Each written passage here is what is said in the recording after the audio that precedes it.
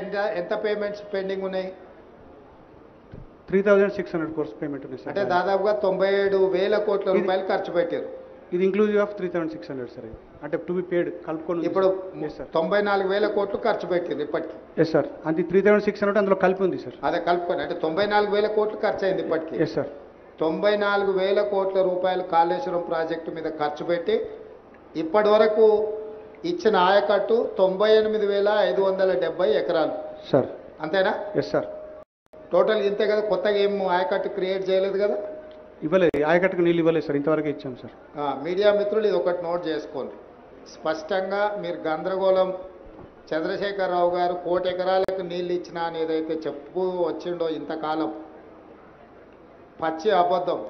ఈ power point presentation గత ప్రభుత్వం పాజిటివ్గా చెప్పుకోవడానికి తయారు చేసిన పవర్ పాయింట్ ప్రజెంటేషన్. దాంట్లో మేము ఎలాంటి మార్పు చేయలేదు. చంద్రశేఖరరావు గారు ఏ విధంగా అయితే భ్రమలు కల్పించి తప్పుడు సమాచారాన్ని అంటే అవాస్తవాలను మనకందరికీ చొప్పించడానికి ప్రయత్నం చేసిండో టోటల్గా ఇప్పటి వరకు ఈ ప్రాజెక్టులో 19 లక్షల చిల్లర ఎకరాలకే ఆయకట్టుకు ఒకవేళ 100% ఇది పూర్తి అయితే వచ్చేది కొత్త ఆయకట్టు 19 లక్షల ఎకరాల చిల్లర. అంతేనా? అంతే సార్. ఎంత అది ఎగ్జాక్ట్గా నెంబరు? 19 లక్షల 19,63,000 సార్. 19,63,000 అంటే ఇప్పటి వరకు కేసీఆర్ గారు కాళేశ్వరం కట్టి 1,00,00,000 ఎకరాలకు నీళ్ళు ఇస్తున్నా అని చెప్పింది అబద్ధం. ఈ ప్రాజెక్టులో మొత్తం ప్రతిపాదించిందే 19,63,000 ఎకరాల గురించి. ఇప్పటి వరకు 94,000 కోట్ల రూపాయలు ఖర్చు పెట్టి నీళ్ళు ఇచ్చింది 98,570 ఎకరాలకు మాత్రమే. పవర్ ఎంత అవసరము? పోనీ పవర్ బిల్లు ఎంత అయింది? ఇప్పటికి 98,000 ఎకరాలకు ఇచ్చారు కదా, కరెంటు బిల్లు ఎంత అయింది ఈ కాళేశ్వరం మీద పంపుల లిఫ్ట్కు? సార్ అది మనము పరాణం మనము కన్సాలిడేటెడ్గా పేమెంట్ చేస్తున్నాం సార్ వాళ్ళకి, ఎలక్ట్రిసిటీ బోర్డుకి.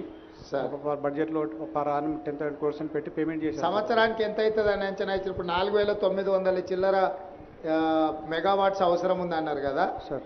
ఒక సంవత్సరంలో ఈ పంపులన్నీ పనిచేస్తే మనకు అయ్యే మెయింటెనెన్స్ పవర్ ఛార్జెస్ ఎంత అవుతాయి అయ్యే అంచనా వేసి ఉంటారు కదా సార్. సార్ ఉంది సార్. ఒక్కసారి అది చూసి చెప్పండి. 10,000 కోట్ల పైన అవుతుంది అన్నది 10,500. మీడియా మిత్రులు అర్థం చేసుకోవాల్సింది కేవలం కరెంటు బిల్లులే ప్రతి సంవత్సరం 10,500 కోట్ల రూపాయలు కట్టాలి. ఇతర ప్రాజెక్టుల నిర్వహణ, బ్యాంకు లోన్లు, బ్యాంకుకు మిత్తి ఇవన్నీ లెక్కేస్తే దాదాపుగా 20,000 కోట్ల పైన ప్రతి సంవత్సరం 25,000 కోట్లు టచ్ అవుతుంది. 25,000 కోట్ల రూపాయలు ప్రతి సంవత్సరం ఖర్చు పెడితే 100% చంద్రశేఖరరావు గారు అనుకున్నట్టే ఈ ప్రాజెక్టు పూర్తి అయితే 19,63,000 ఎకరాలకు నీళ్ళు వస్తాయి.